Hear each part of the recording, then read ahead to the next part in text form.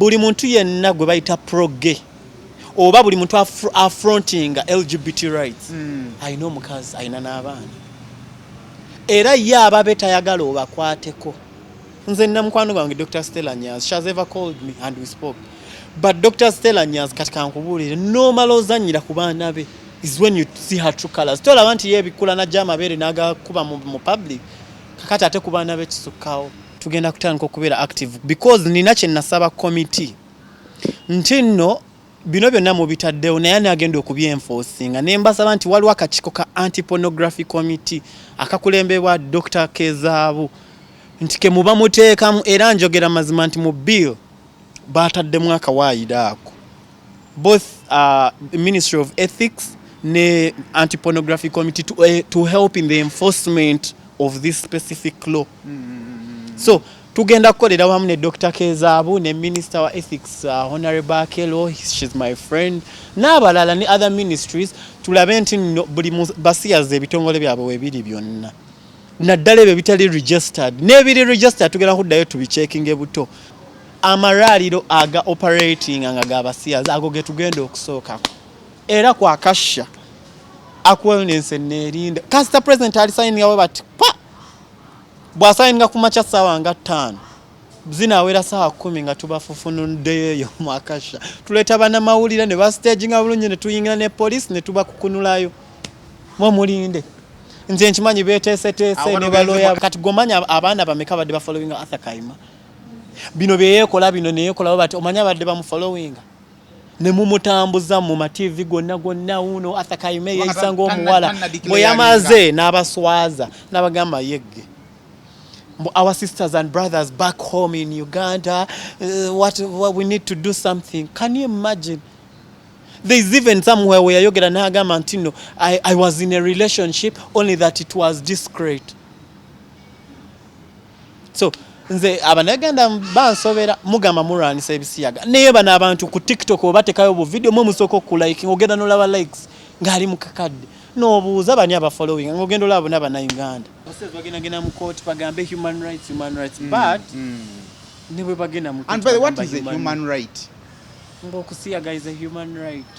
Tiwabira binga negundi ebitaddeyo. Awonze US na bichina ba bitaddeyo. Why tetokiriza no being LGBT community is a human right. Kakati nange ngamba muli n'omuntu okusera. Should be a human right. Naba bito bekole mwaka chiko bagamba ne dembe lya. Ate by the way no musezi ye. Kubanga kinzo kuba inborn. By the way ekitambo nga kya family kakatula kyabasezi nabo tebavaino ngamba tukoza association y'abasezi tugenda kusera tulyenga abantu naye na America bagenda ne bakusobera ebintu bye bateeka mu sente naye nayagala Bobi Wine we mwamukyaza byayogera Bobi Wine yabagamba nti yeewuunya we bawamba abantu aba America teba withdrawing sente naye ku kisiyaga lwaki ba withdrawing sente bawambye abantu bangi nnyo n'abakuŋŋaanya n'abibatwalira tebajjanko Uganda se. By then nange ekintu ekyo kikyanso lwaki ku bintu byonna ebiriwo whites are emphasizing with so much funding LGBT and not any other thing. Abduction singaze bagana to withdrawing the sentiment kidao kwata abantu ebiti babyogerako n'ogenda olaba bali mu kale tutandise nno bwe tutyo mbandiriza mugamba mutya kanswenti muli bulungi olunaku lwa kusatu enaku z'emwezi 21 omwezi tuli mu gwakusatu nagwo gutambudde kiki okozeemu tuli mu kumalako kwota ya mwaka guno on this YouTube channel. First of all njagala osome njagala oyige naye njagala nakujjukiza nti omulimu omukulu gw'olina mu bulamu ngamba gwo omuvubuka ndaba because when tunula ku analytics z'emyaka egindaba abasinga muli myaka 24 ku myaka 34 egyo gye myaka egisingibwamu okukola. Kiki okoze leero kiki wakoze jjo kiki okoze mwezi guno ekyo kikulu nnyo kyolina okulowoozaako nga tonnavimba nga tonneraga nga tonnada ku social media kubaako gw'ovuma ddala bw'otunula ku bank account yo statement esanyusa oba kale nkwaniriza nze Seymour official kwobeera tuli paadi banaffe aba Al Hila Alhila Holdings Limited. Alhila Holdings Limited abono munange bakozi ba biodigester tanks. Biodigester tanks as improved modern septic tanks zetulina mu mulembe guno era ngezo zikuyambako first of all okukolera emirimu gyo awantu awafunda. Alhila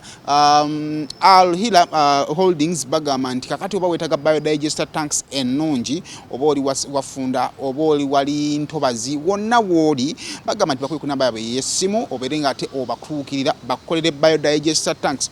Atubeerako ne lessons zaabwe nga tumaliriza show zaffe okusobola okulaba engeri gy'osobola okuteekayo biodigester tanks engeri gy'osobola okuba nga zikuyamba era nga mu wiiki eno tuli ku kitundu kyaffe ekisooka we munaamalako show eno nja kubanga material lessons zaffe ez'abanafe ba Alhila Holdings. Kale awo nga tuvuddewo Rosemary Beddings basangibwa Kasubi tuka ku bitaala kiiranga agenda mu kikoni ekizimbe bakiyita Princess Complex awo ogenda okubanga ate obasanga gwayagala ebintu eby'omu kisenge byonna amasuuka bulangiti piro byonna nga wobirowoozaako gendayo oberenga ate obyefunira ku ssente ntono ddala. Ennamba gyo ku screen egyo oba okubako ebisingawo bitegeere. Hajja Luna Sekyondwa mulombi wa Ddwa agamba nti obanga olinamu obuzibu munoonyeeko aberenga ate akusabirako ate nange embeera eberenga eyongera kubanga ate kutereerera. Ennamba ey'essimu gy'oba okubako agenda kubanga ate akuyamba mu ngeri yonna gy'onaabozeemu nzikiriza nti bw'onaaviirayo olulamu bujja kubanga ate buteredde. Brand Shoppers basangibwa Kabalagala tuka Kabalagala nga ku Tripati Mazima Mall togiyingira ne awansi awo ogenda okubasanga abagamba nti gweyagala engoye z'abaana okuva ku lunaku olumu mpaka ku myaka 12 bazirina balina makeup abakyala balina perfumes ebirungi ennyo engato z'abaana badda ku masomero n'ez'okukyala tugenda mu Easter ne Eid maaso awo wandi badde ogenda n'ozeefunira kale kuba ku namba yabwe y'essimu ebisingawo nabyo bitegeere. Tumalize ne Arapex Adhesive Cement Asiba Tiles genda mu hardware zonna mu ggwanga oberenga ate omwefunira adhesive aba Cement Asiba Tiles kale mufune. Ndina Elisha wano njagala okubaza bannange for the positive feedback gye mwatwa mu previous show yaffe mwebale kubanga ate mwabooza. Yes ebyannemerera kubanga nange ndi muntu nemwa and these things agala tukifuule kya bulijjo si kya bulijjo so kakati bw'olaba oli ng'atidde muleke. Naye olwaliro madde nno mmuleta lwa nsonga nti olunaku olw'ejjo Parliament yayisizza etteeka erimanyiddwa nga anti-homosexuality bill 2023 era nga lyaleeteddwa omubaka wa Bugiri municipality amanyiddwa nga basaalirwa era nga kati essaazi kye tulinda ye mukulembeze w'eggwanga.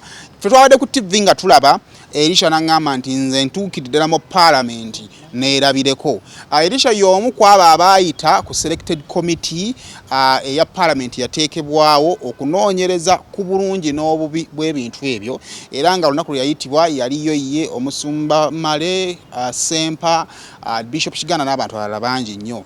Kyekisooka kigenda okutunuulira ebimu ku birowoozo bye yebe yawaayo bya reflectinze mu tteeka eryayisiddwa alina essuubi oba yayongedde kuggwamu maanyi okwawukanako nammwe oba okugatta nammwe. Sanyusa okukulaba. Kale ssebo nange okusanga tuli mugundi yaffe yasembayo zikaki comments zijo ze wasinga okulaba ezaakunyumira bananga abangamba okumpera ku Elisha ssente bane muzimumpeere. Muzimumpere comment ze wasinga okwagala musho yaffe yasembayo. Comments zali nnungi nazaagala abantu ba appreciatinga abantu tuba openings obwongo kuba to be honest abantu bali bawulira bulizi LGBT nga nabamu tebakimanyi nsuubira bangi ku show nga tebamanyi kigambo LGBT ne paka kati ngero oli akyabuze n'ennyukuta standing for what so tuba good obwongo ne bategeera buziba obwekino ekintu especially effects ezikirimu kubezo zo abantu bazoogerako ne bolaba bano ba pastor abaranagana pastor gundi yaweereza gundi ebigambo bayogera ku kyala kusiyaga nale tebayogera ku bubi nnyo obuli mu kintu kino. So show yaffe naawe yatuyamba nnyo kuba nti twajjayo ekyo kuba ina ndabye abantu bakatambuza emessage etuke ku bantu kuba ebyo tebabyogera. Nina ne ku Facebook ndalabye abantu bangi nnyo babu sharinze ng'oli yakapostinze Erica Mukisa yakapostinga abantu like 300 ne bakasharinga.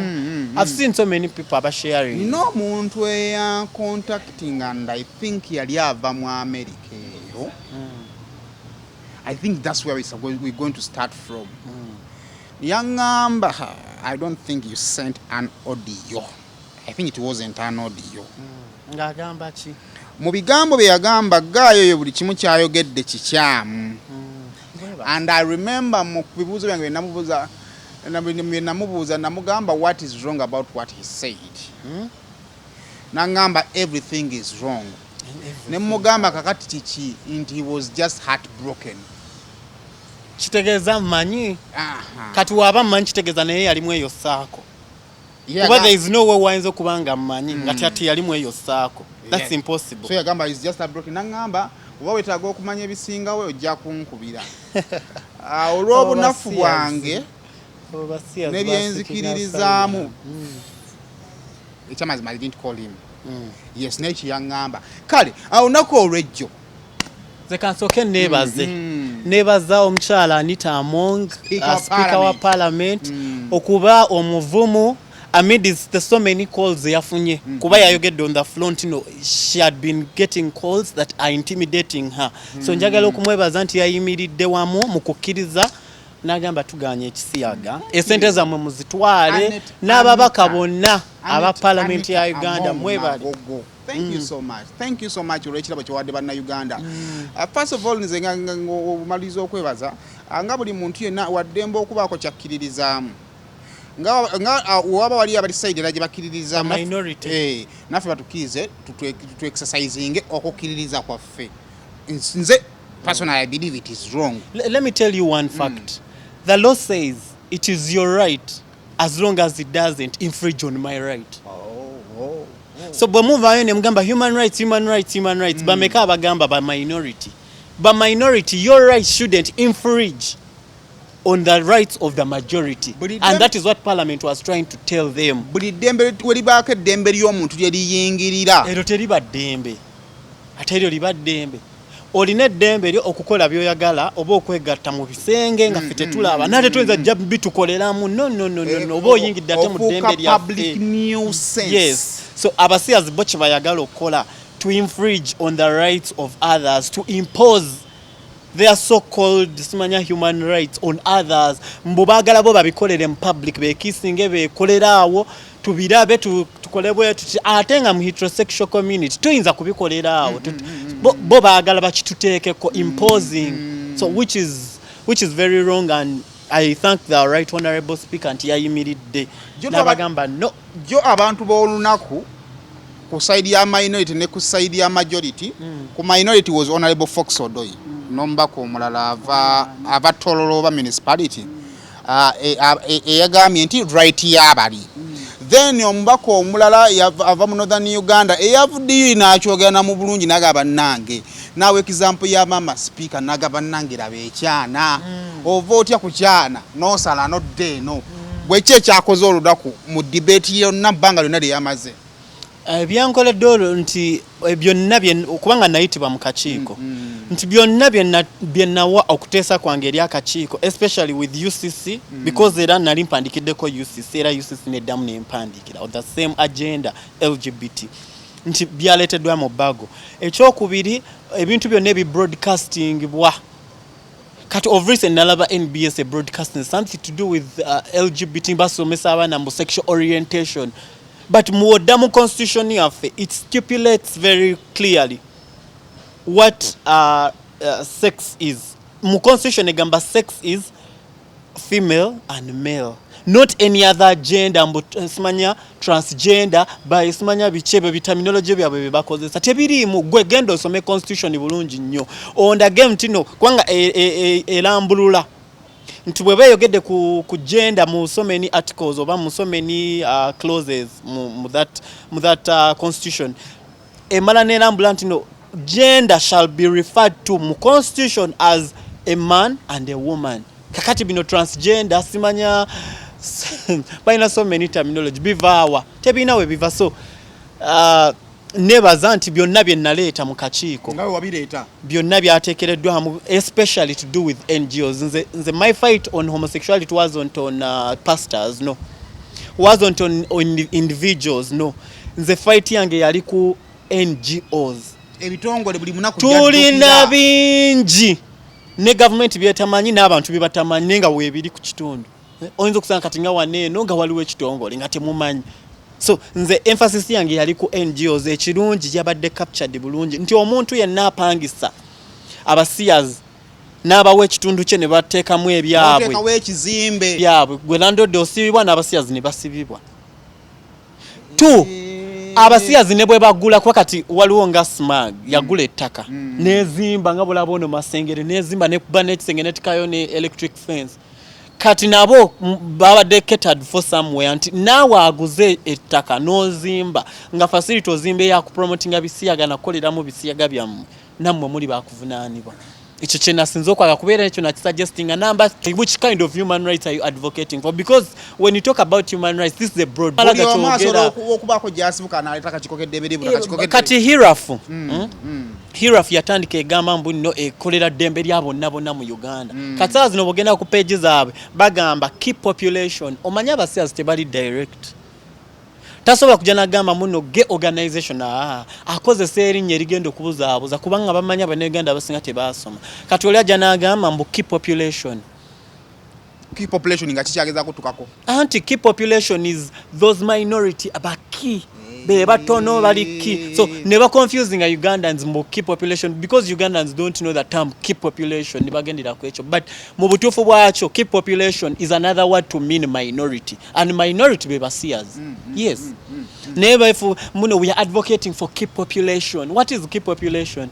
Ne president wa fecho tachibuuzanga. Wabula alagira mubawe license bo operating. Ne bo operating bulungi nnyo. So nze nasanyuse nnyo nti parliament ebyo byonna yabitaddemu okusaba kwange konna yakutaddemu era nze sijjula tojula byonna nga wabadde obiraba.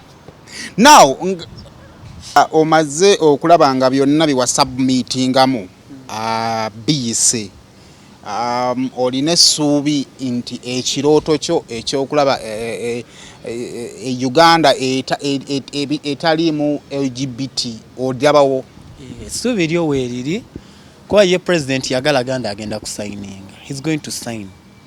Naye nze wensinga okwagalira nti president kuwolumala okusigninga bwati wepa tugenda kutandika okubeera active because nina kye nasaba committee nti nno bino byonna mubitaddewo naye agenda okubyenforcinga ne mbasaba nti waliwo akakiiko ka anti-pornography committee akakulembebwa Dr. Kezaabu nti ke muba muteekamu era njogera mazima nti mu bill bataddemu akawaayiro ako both Ministry of Ethics ne anti-pornography committee to help in the enforcement of this specific law. So tugenda kukolera wamu ne Dr. Kezaabu ne Minister wa Ethics Honorable Akelo, she's my friend, n'abalala ne other ministries tulabe nti buli basiyaze ebitongole byabwe webiri byonna naddala ebyo bitali registered n'ebiri registered tugenda kuddayo tubichecking ebuto naye bitali ebyo byo tugenda kubeefulukuta kuba nze mmanyi we basangibwa. Togenda basanga mu bifo bino ebya tonninnyira ogenda kubasanga muyenga nga bali mu residence tebateeka wanti kapande. No, of course nze with my network tujja kubalandingako tukwate kuba I know they operate so many shelters baina offices zaabwe tezibaako bupande naye ekibirungi kyabwe togenda kubasanga nansana wano mu togenda basanga Katwe ojja kubasanga eyo muyenga obasanga eyo mu Ntindo omwo mu Kigowo omwo mu Ministers Village omwo nga mwe baafuna ennyumba bambi landlord nga alina innocent at times bamugambe eno office n'abawa nate era kigenda kuddayo eri balandiroodi ekyo kimanyiira okubuuza kuliri etteeka wempangisa bansiba naye olumulandodi simanya muntu gwempangisiza nyinza omubuuza mpa ebbaluwa ya LC gy'ova n'agireeta simple olina kugulawo ennyumba nsasula mu budde. It is none of my business. Yes. Ne balandodi babeera bapangisiza landiroodi nga ggwe olina okwechekinga bw'oba owadde omuntu obabuuza muli mugenda kukola mirimu ki nti office eyaki ebiwandiiko byammwe bibakkiriza okubeera ne office biriwo ebyo byonna nga landlord olina okuba nabyo.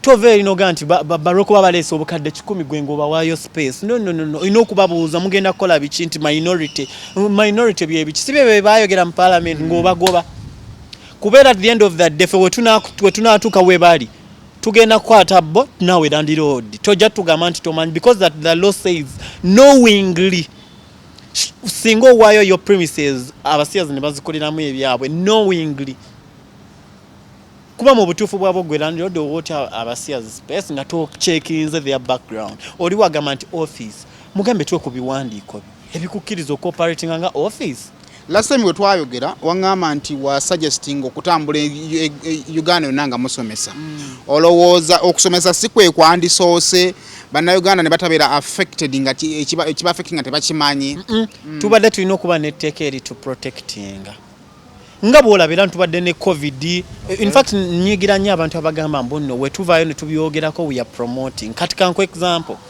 tubadde ne covid president Museveni omu ku babadde ba pioneer mu kulaba nga balwanisa covid abadde promoting covid abadde just creating awareness kati wabadde creating awareness covid adde yeyongera bweyongeza yakendera ne Uganda katusootanga kakati lwaki abasiyazi bayita mu bantu ne babagamba buli gye mukoma okwogera ku kisega muba mu kipromotinze mubagambe basirike basirike temukyogerako temukyogerako nedda tugenda kukyogerako and the more we talk about it people gye bakoma okutya oli ne waba agenda kukikola because alaba abantu bakyogerako mu bubi bwakyo akivaako ate abasiyazi tebakyogerako ekyo bo bagamba human rights naye nze nabawa challenge njagala hosting omusiyazi ayogera nti ndi musiyazi naye akubulya ku bibi ebiriyo ebyo tebabyogera teri musiyazi ayinza kuva inagamba yes ndi musiyazi byebine ebibi ebiriyo ebyo basirika gwenze njagala nnonyezeyo akatambi konna ng'omusiyazi agamba musiyazi naye nga akubulira ku bibi ebiriyo tayogera agamba tewali bibi n'obuuza tewali bibi bitya mute mwina disadvantages musanga mu ekyo kikola buzibu kibe musingana bakuga tewali tulyoke amaraliro aga operating nga gabasiyazi ago getugenda okusooka era kwa kasha akwellness nerinda kasita president ali signing awe bati pa bwa signing ku macha sawa nga 5 zinawera sawa 10 nga tubafufunudde yo mwakasha tuleta bana mawulira ne ba staging abulunye ne tuyingira ne police ne tubakukunulayo mulinde nze nkimanyi beteese ne baloya ba batogenze kibayita hate speech na hate because bati bato balumbye no etteeka we liba liri mu kifo tosobola gamba nti wetugenda okukukunayo omuzzi w'omusango gw'etteeka eri mbwataawo etteeka likola ki lijjawo anything to do with homosexuality nti we do not recognize it as a marriage as our customs as religious nakikola mu bubadi mu kukunulayo ne bwe tutegeera butegeezi nti wali mu BBS mu masengere waliwo abayingidde mu toyi babiri tubakukunulayo ate olowooza abasiyazi baliko ebyo genda wano ku Watoto Church mu toyi zaabwe mwe bakolera ebisiyaga jjukira n'agamba balina app kwe bamiitinga kati oli wajja mu tawo n'atikako eyo app n'atandika okugikozesa emuwa abali mu kitundu awo kati because talina we bakolera bintu byabwe awo mu public amugamba jja tugende mu Watoto Church mulimu toilet ziri public nga bayingire nga bakolereyo nze mbikugamba because I used to stay within this community so I know what they do amugamba nti ndi wano ku Watoto Church nti kati tugenda kukolera what is the meeting point nga bayingira mu toyi mwenye nabo balina libido ng'ey'abantu kati nno abeera kuli send your pictures bo sendinga ng'alaba kalenzi nga can you imagine nga ye yakegombye eddala nga mugamba jangu toyiza Watoto Church zitukolere nga bayingira omuga bakolere mu ebintu byabwe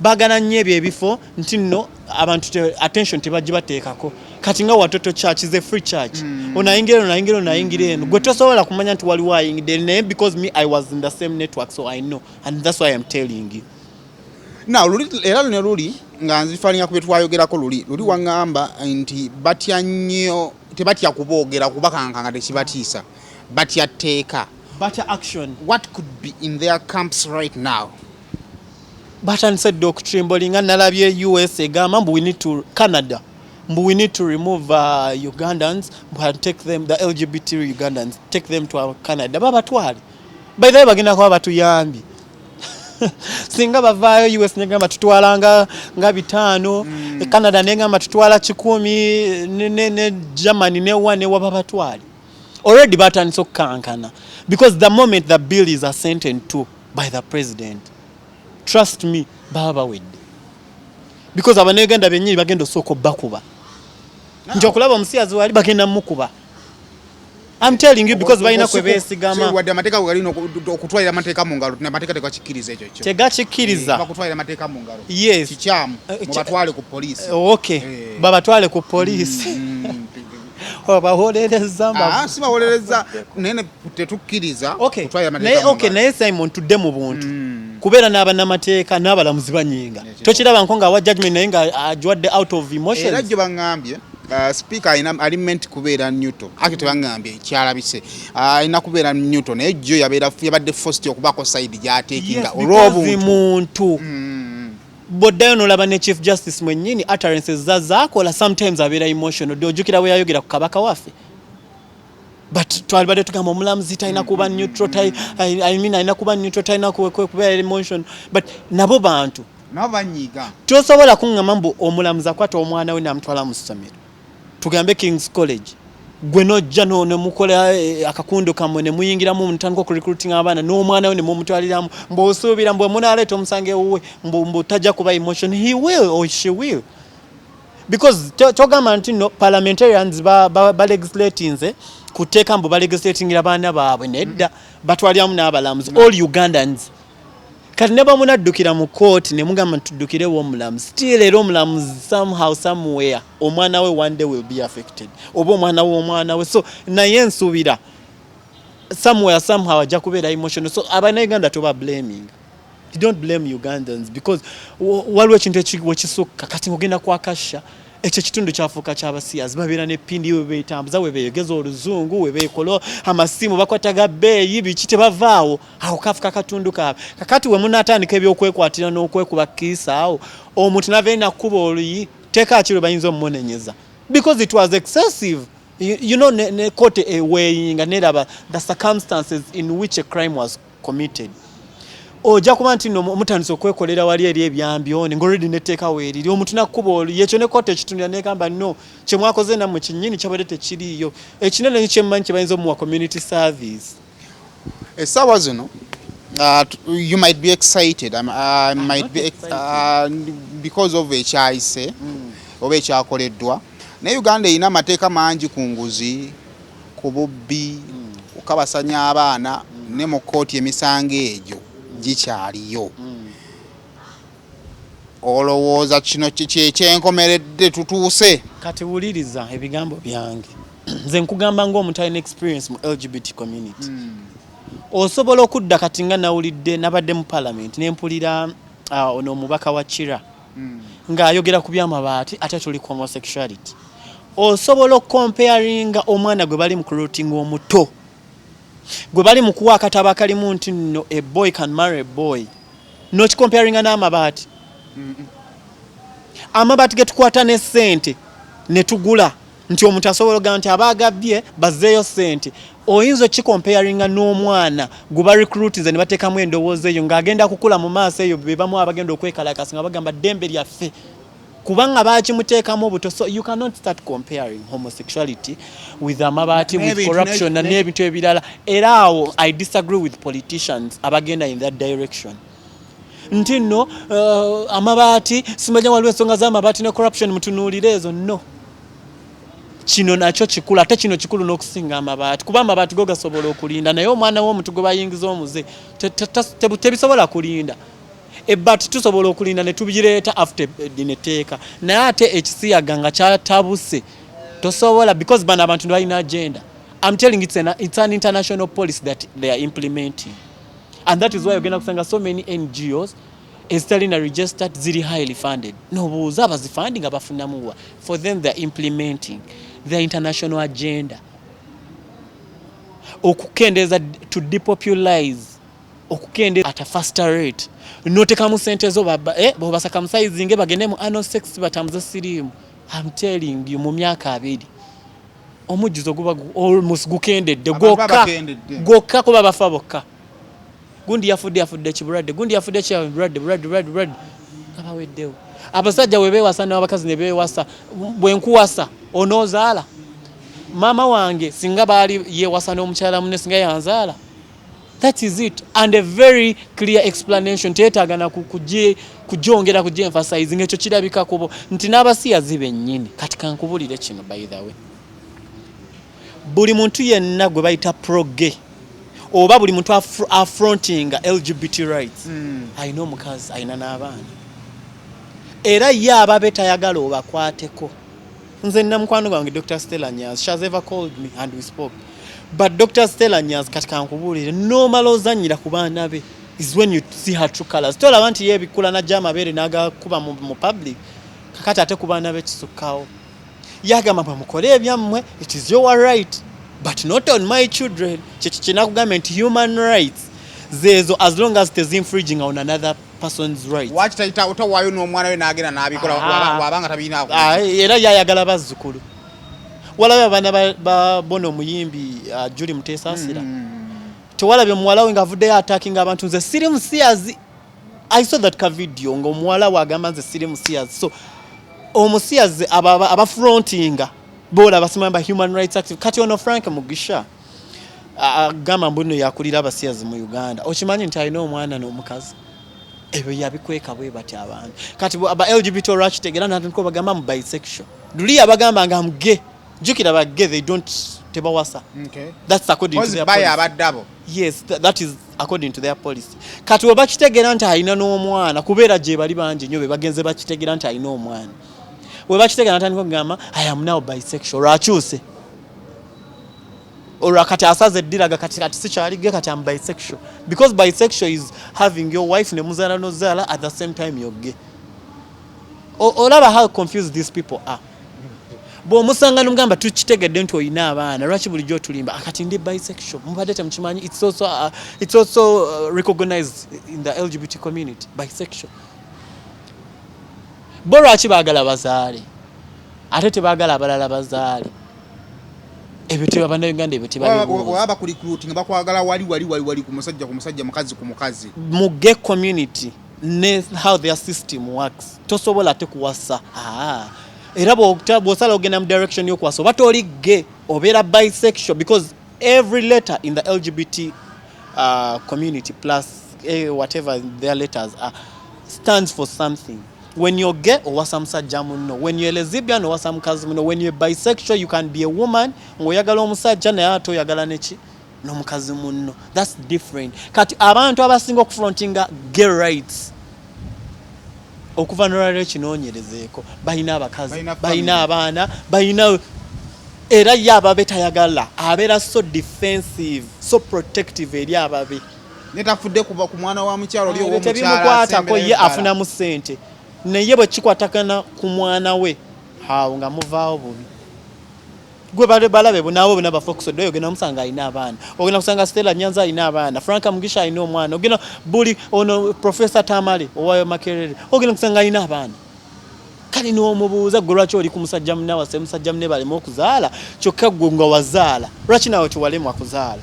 By the way most of them go there for money because babawa sente nnyingi okucoming out kubanga bamanyi abasiyazi batya amusiyazi ayinza n'okujjawo ne bamukuba ne bamutta naye kakati bwe bafunanga oyo omuntu ow'obuvunaanyizibwa nti profesa n'avaayo oyo bamuwa sente empitirivu nnyo kyova olaba ayogera tatya najja ne mu kakiiko n'agamba rights human rights which human mwali mu kakiiko nabo baalimu yajja enkeera ffe twajja leero ye enkeera najja mbu Professor Tamale simanya hirafu nalaba ne hirafu ate ne parliament yaffe erina bureaucracy parliament yennyini deputy speaker yagamba hirafu ye ya sponsoringa by law eyayisibwa mu Kasese to legalize homosexuality ate ne basamoninga mujje mutubuulire ebirungi ebiri mu bisiyaga because maybe bali bagala bawe side yaabwe kati omusiyazi ayinza kuwa side ki ngana yo wadde side eyiyo because nze naliko mweri community so manye ebirungi byayo manyi n'ebibi ebirungi byabwe ebya sente ne connection n'okugenda ebweru ebiri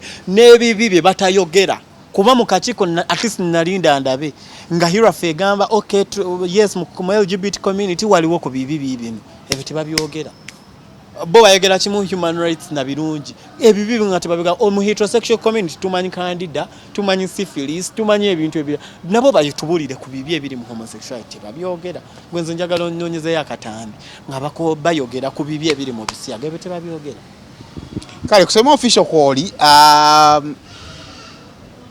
ebintu bino at least nduza tuyinza okulaba nti waliwo abantu ababadde mu fight eno ogezaako kulaba nga kintu kibeerawo naddala ekyomuzadde akeera ku makya naawe n'asindika omwana we ku ssomero to his or a surprise agenda okukomawo ng'omwana bamwonoonye emabega ogenda okuwulira ng'ebikwata ku mwana we tabimanyi n'ebifaanaganako bwe bityo.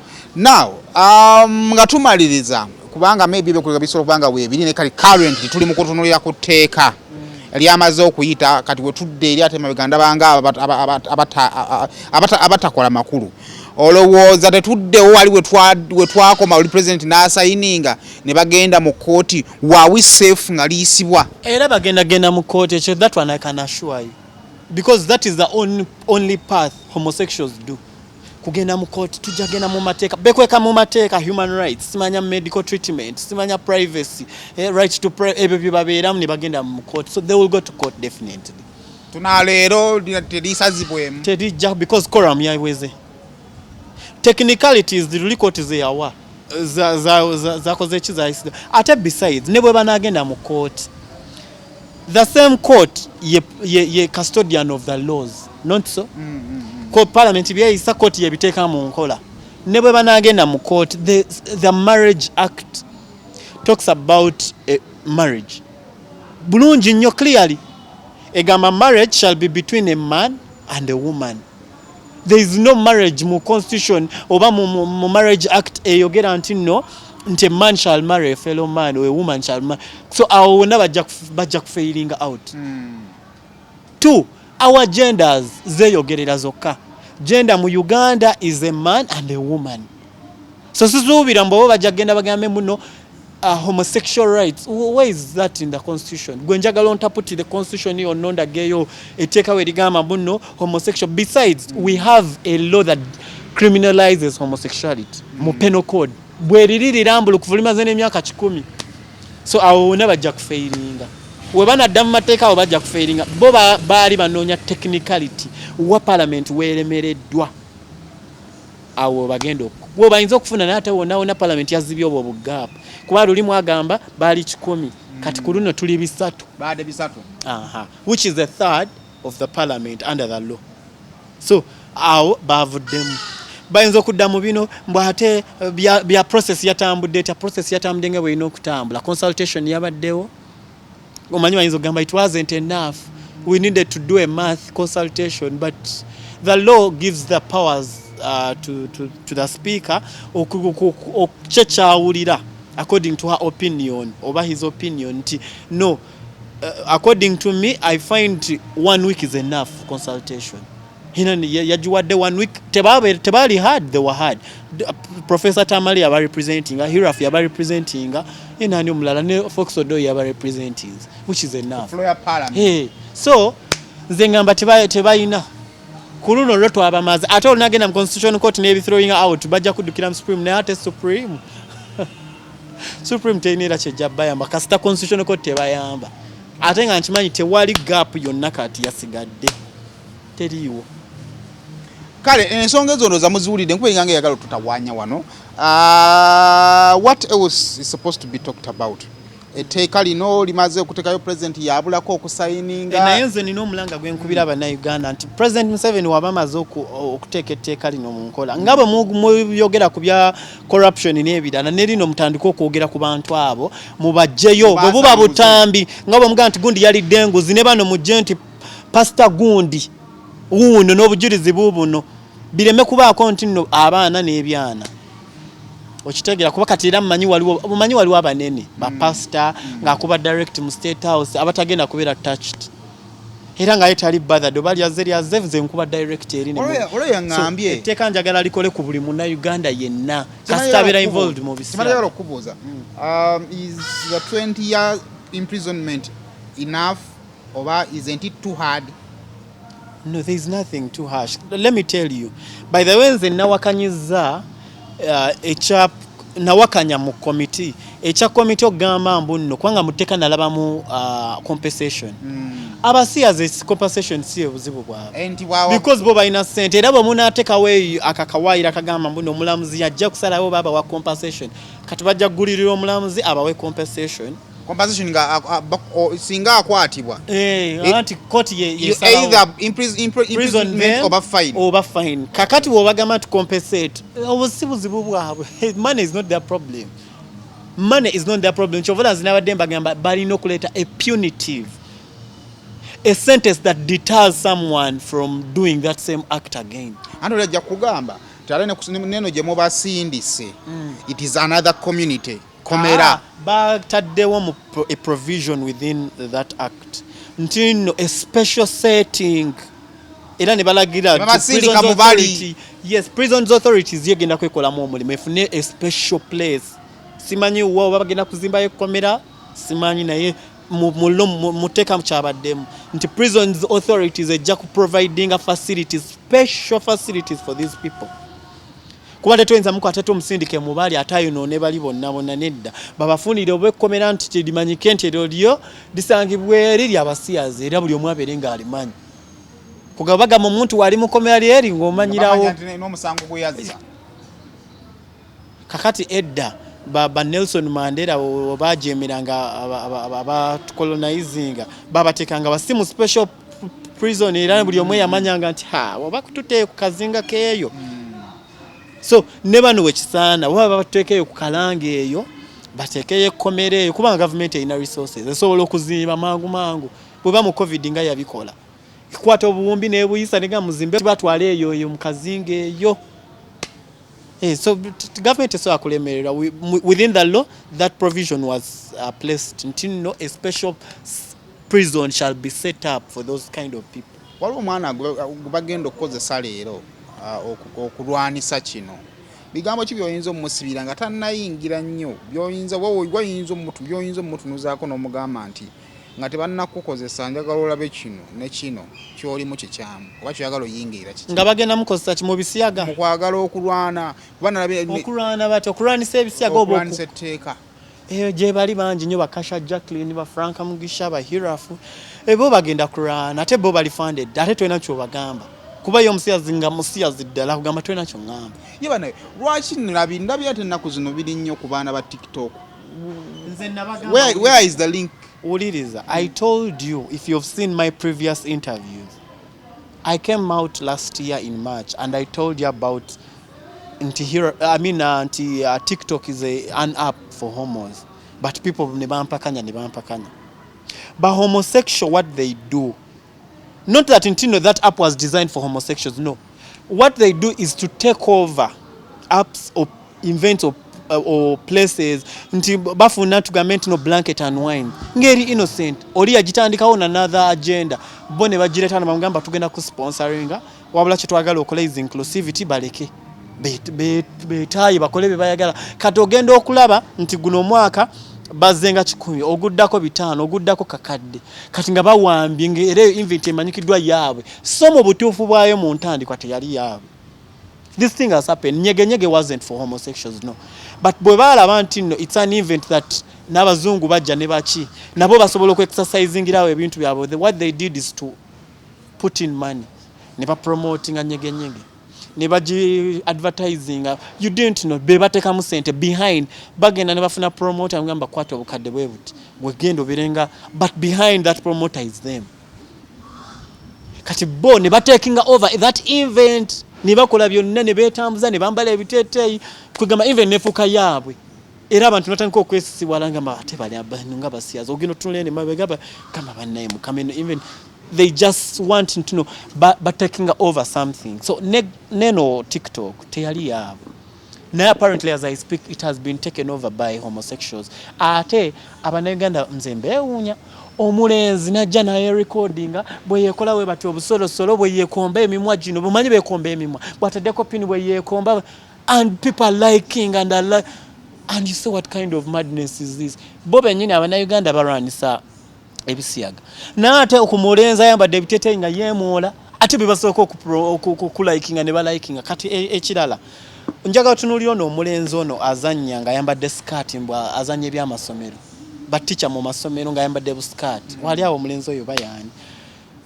emyaka 10 okuva kati oba 5 10 nkwadde mingi 5 oyo mwana agenda kuva yakule declaration batya abasiyazi balaba omuntu ne bamanya nti ono potential homosexual only that he has never identified because bambi omwana ayinza okuba ali innocent nga he's just gully kati bolu laba bu video ngobo nga bamuteeka mu sente. I was watching that boy's interview with NBS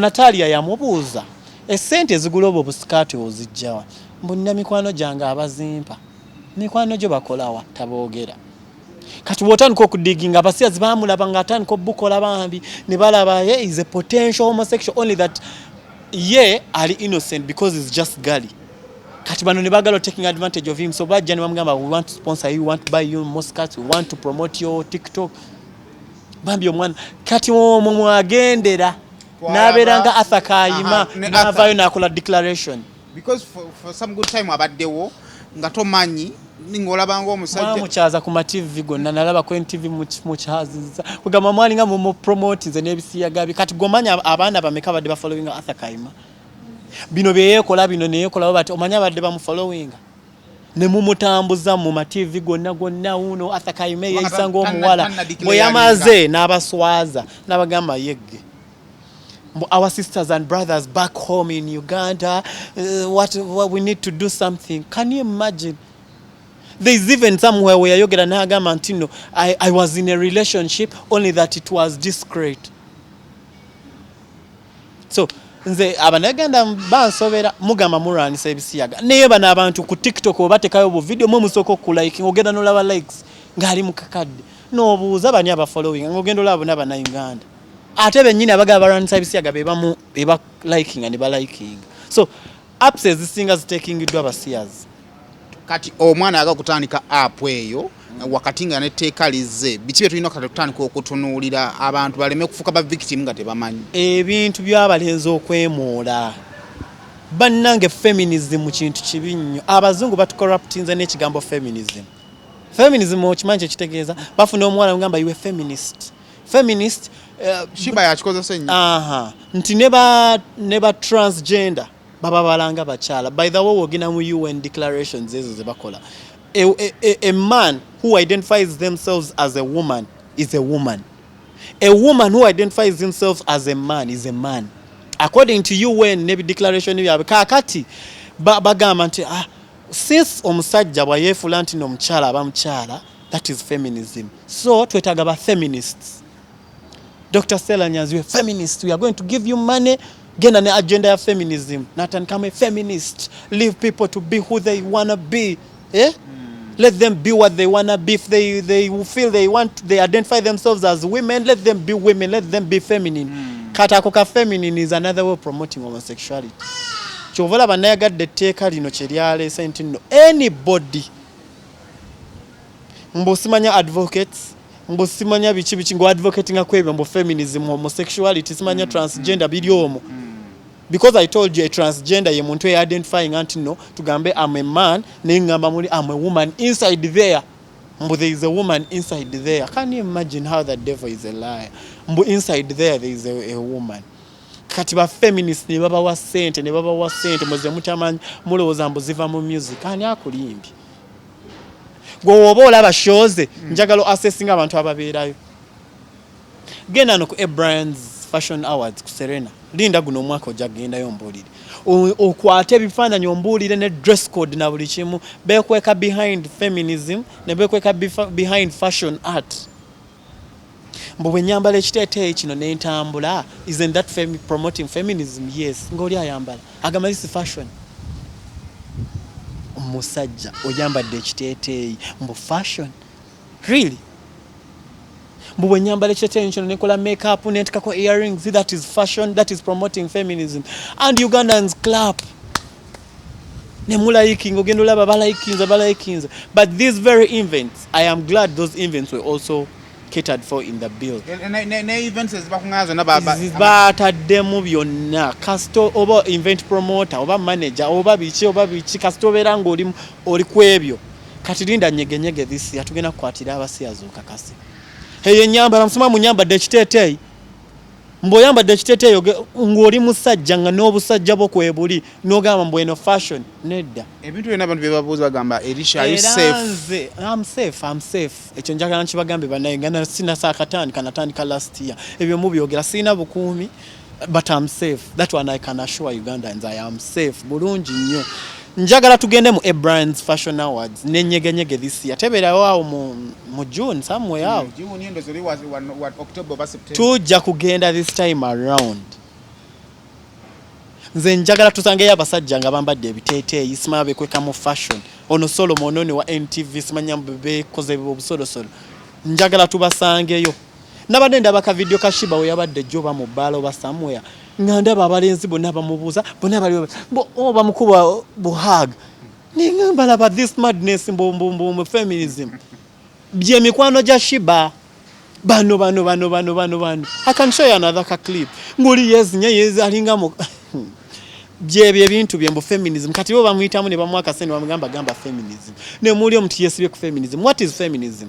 Only that bakigamba bana Uganda ate bambi abebafu oluzungu nga lutono nga bebafu bamugamba feminism ugwe totegera what is gwe bamwaka fanya what is feminism ne babalimba noze ndi kubakyala ani kubanga n'omusajja identifying ng'omukyala abamukyala yes UN wetu begamba kyovola ba mikwano je bakategeera konti feminism kaffe ne bafuuka mukwano gwe kati ye brand ambassador waabwe muwagira mulowooza esente omuyimbi ongambo tambu watandise leero n'enkya mbunozi anyway tetugenda mu direction but njagadde kulaga nti abonna abekweka behind feminism ba proge gulaba Dr. Senanya si feminist fronting LGBT rights Shiba mwennyini avuddeyo so many times nayambala articles ngulabe ebintu byayambadde biriko rainbow colors only that tava kukyogera but akyogerera mu nyambala ye boyambala t-shirt nge yaba LGBT eriko love is love ngate nabo bennyini mukubisaawe bwoba olabye ebisaawe by'emipiira bweru olaba behind advertisement ezitako tezibeerako rainbow colors mbu love is love kati Shiba navayo najambala and people are saying that is feminism. Ugandans mu promoting ebisiyaga indirectly nga mukwata aba agent b'ebisiyaga nti kati tugambe oli mbu sima feminist ne mumuwa sente ne mumuwa likes ne mumufollowing such people mwetagana kuba unfollowing nalabira ddala nga account tekukyali naye lwakuba munaye abannayuganda bajatandika atuyimbira ennyimba atukolera waati. But know your TikTok. I wrote to UCC about TikTok. About specifically TikTok. Echinoji UCC wrote back to me and says yes. The commission investigated. Abo bonna ba TikTokers. Era nze singa president assigning, I'm going to go back to UCC and see that lady. Or your director wa UCC mugambe kakati president ya signing ebyo bi TikTok temusobola kubibanning oba ne mu regulating business maybe just to regulate yes ne mu regulating alwache abo bulenzi ezo zina account zonna mu biyiwe byonna sima buli kuli bokola bwe buti ba athakai maswe batandika ali bwati bwe yeyogeza mulowooza mbu ayezinyazinya mulowooza mbu akola comedy bwe yamaze yabagambye ati nti ye musiyazi ate siye kana abalala bakolera oko. So nze ngamba that's another way of promoting kakati wemba muranisa promotion of homosexuality buli alina TikTok account ngerimu ebyo byo nga musajja ya kale tukyagoberera abantu abo bampere enamba eyaki omuntu ayagala okuwa kasente akola ati akayisewa oba oli ngaali authentic ayagala ku supporting the kind of work I'm doing. Aitemu gwe yanchaziza. Ugandans, you don't trust them. So many people come to my messenger ne bagamba like I want to send you money. Olumuwe number atandika kubuza bibuzo namaliriza 1 month 2 months takuwadde. Kakati nobuza what was the incense in the first place of contacting you munjagala kuwa sente. So banji tebali authentic. So many n'abasiyazi mu mubajira. Mbunze mbivuddemu I want to join you. No mbuza no mugamba like you don't need to join me. If you really ngowulire kisiyaga okikoye genda nonyayo church eri okumpi bakusabire bomala okusabira genda ononye media houses obabule your story how you were recruited. Because that would be another way of adding your voice onto mine. Genda ogambe banamawulire nze ekitongole ekiti oba pastor gundi ye yan recruiting or sharing your story to wetaga gamba mbo joining answer no that is another way of joining me if you really want to join me oja kola akatambiko sharing your experience ne story yonti no nange na bantandika bwe bati kubeera guno muzeba batandika butandisa omuntu tebakulimba nawe benyina babikola baba batandisa nebo boli yali gali te yali musiyazi yali just gali tiyakula oba ne baganda be. Yes, nga okuze ne baganda abo tugambe nga bataana abawala nga you're just gali, but because of exposure bakutute mu ssomero osanzeyo omusiyazi nakulabamu potential eyo that potential ntino nga weyisanga omukazi kitabo nkuteekamu guno omuze nakutandika okukwatirira mpola bwakuwandikira love letters mu ssomero ekivaamu nga akuseducinze ng'otandika olukikola leero n'enkya ne olwokubiri oba omaasi. Mubitegedde ndowooza. Tumaliriza naye nze nziramu kwebaza Parliament, Honorable Saro Pendi, Honorable Lucy Akelo, Honorable Father Onen, Honorable Basalira. Honorable Onen. Yeah, Honorable Onen submission yawadde nnungi nnyo. Omanya wonna nkola nabo. So Honorable Basalira, Speaker.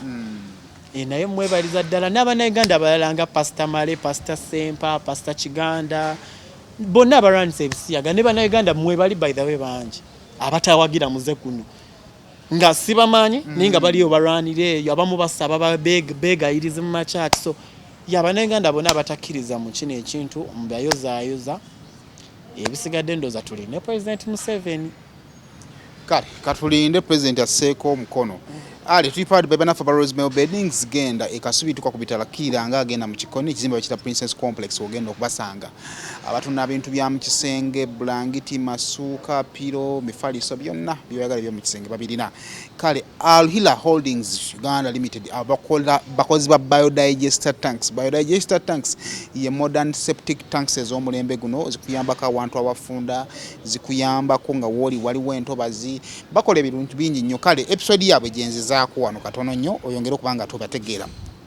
Nga tuvuddewo ale tulina bannaffe aba brand shoppers basangibwa Kabalagala genda tukawo ku tripati mazima moto giyingira ne wansi awo ogenda basanga gwayagala engoye z'abaana okuva ku nnaku mpaka ku myaka 12 ayagala engatto z'abaana ayagala ebyokuzanyisa by'abaana ayagala makeup ayagala gomesi ennungi byonna babirina bannaffe aba brand shoppers Kabalagala. Kale haja luna Sekyondwa ye mulombi wa Dduwa naye akugamba nti munoonyeeko bw'obanga olinamu obuzibu nga wetaaga omuntu ow'okwogerako naye ajja kubanga ate akuyamba. Kale tumaliza ne Arapex Star Adhesive Cementous Tiles genda yobere nga ate omufuna neyanza Elisha tujja kwongera okubanga ate tunyumyamu mu mboozi eza about ebintu byemulina okumanya mu society bintu bingi nnyo byendowooza nti mu society mulina obbanga mubitegeera. Kale mbere bulungi mweraba.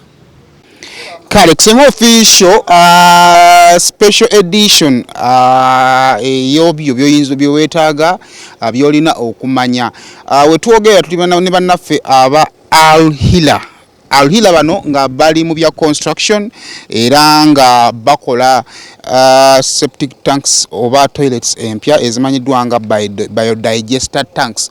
Onako olwaleero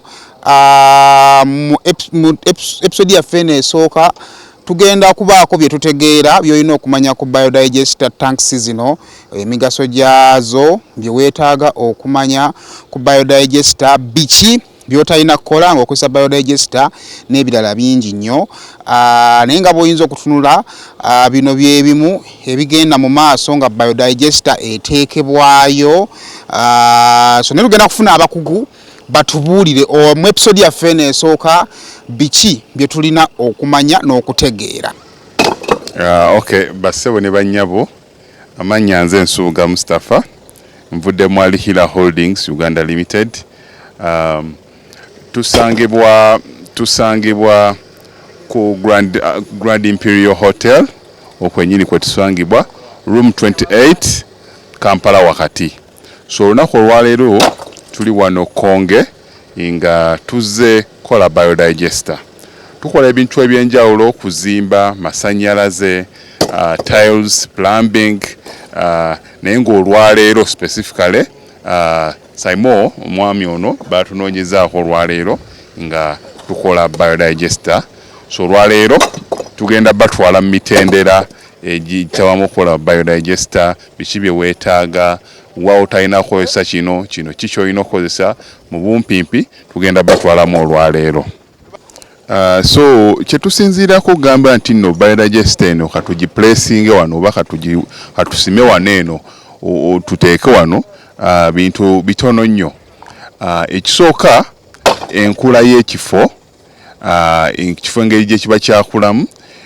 Ekyokubiri nti nno drainage work oba ngambe emikululo oba emikutu egigenda oyitibwamu kazambi gye gibeera giri kubanga mukola plumbing oba drainage tutunuulira nnyo akaserengeto so nabwe kityo tutunuulira nnyo akaserengeto gye tuteeka wansi bayo then ate eri waggulu ebintu ne biva waggulu eri ebyo omuntu byabeera flashinze ne bijja ne bikulukuta nga bikkirira kasozi wabula siga kwambuka kasozi so bwe bumpiipi yezezimu ku bintu bye tudetermining ogamba nti nno katusime wano oba wano eno so kyekyo yes kakati oli wawulira biodigester tekibeera oba ki wabula bibeera bintu ebikuŋŋaanya ebyenjawulo byetutaddemu ebyenjawulo ebikola biodigester system so kakati eno tanka gye balabye nga tuteekamu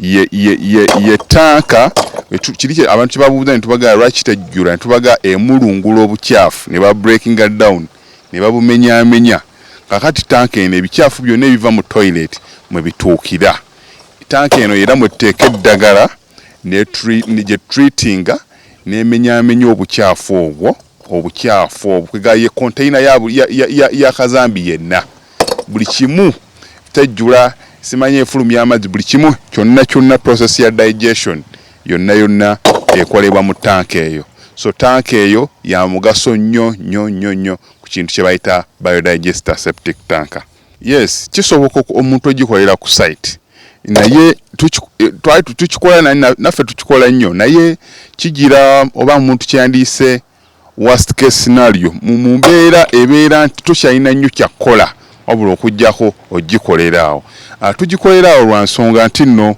oluusi wabeera nga oba tugenze wala nnyo ng'ate kasitoma tasobola kukola ki ku facilitatinga transport ne tugaa katwalemu oluli eno tanka tugikolera awo oluusi ne tugamba ewantu wano wafunda nnyo tanka tejja sobola yitawo so tusime ekinnya tugikasitingira awo so ze zimu embeera ezisobola ogikola ki ogikozesezaawo wennyini naye ng'ekyandibadde kisinga kugireeta nga waneene ewedde kuba abantu batugimonitalize bulungi obukalu talina likeji yonna ne tusalawo ne tugikola ki ne tugikolera ewaffe eri gye tugijja erubaga ne tugireeta ku sayiti yo nga nkalu bulungi nga naffe tugyesigira ddala okay kakati biodigester eno erimu emigaso mingi nyinza n'obutagimalayo leero naye mu bumpimpi nja kubawaako emitonotono ekisookera ddala mwana w'omuntu yenna kyeyanditunuulidde biodigester ya layisi okusinziira ku septic tanka zaffe zino eza bulijjo